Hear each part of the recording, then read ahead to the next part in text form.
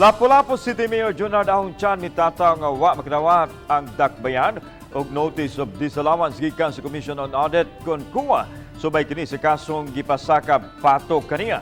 Siluan meron din na adunay live report, Mike.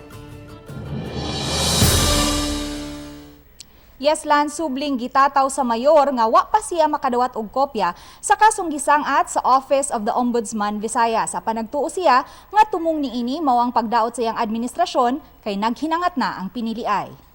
Walay basihanan. Matud sa mayor, kung ang gibasihan sa kasong malversation of public funds and violation of Anti-Graft and Corrupt Practices Act, ang annual audit report sa COA sa tuig 2020 ug 2021, wa siya mabalaka niini kay way nadawat nga notice of disallowance ang Lapu-Lapu City Government gikan sa COA.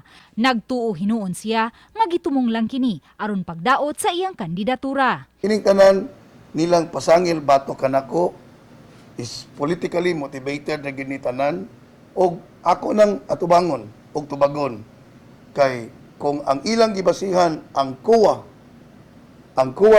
report mine na aman ng COA wa ko'y record sa COA nga dunay transaksyon nga na-disallow sa year 2020 and for the year 2021. Sa maong reklamo, natala ang kapin sa 47 milyones pesos nga COVID-19 budget, diin ang kabahin niini nga 7 milyones pesos gigamit sa pagpamalit sa non-food relief items ug 4,925,000 pesos nga alang sa mga supplies alang sa COVID-19 facility sa usa ka shellcraft company nga wa malambigit sa retail business niadtong tuig 2020.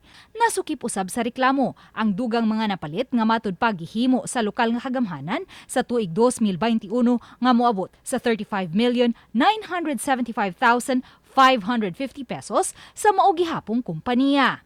Ang naasoyng kompanya gikatahong iya sa suod sa mayor kansang asawa naghupot og posisyon sa Lapu-Lapu City Tourism, Cultural and Historical Affairs Commission. Naay guidelines from the DILG.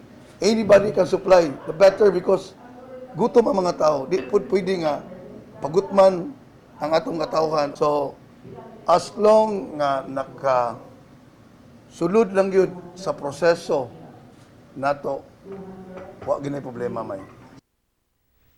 Lan gisaad sa mayor nga hayan kung makadawat na siya og kopya sa maong kaso, makahatag na siya og mas detalyadong tubag kabahin niini. Lan? Salamat, Luan May Rondina.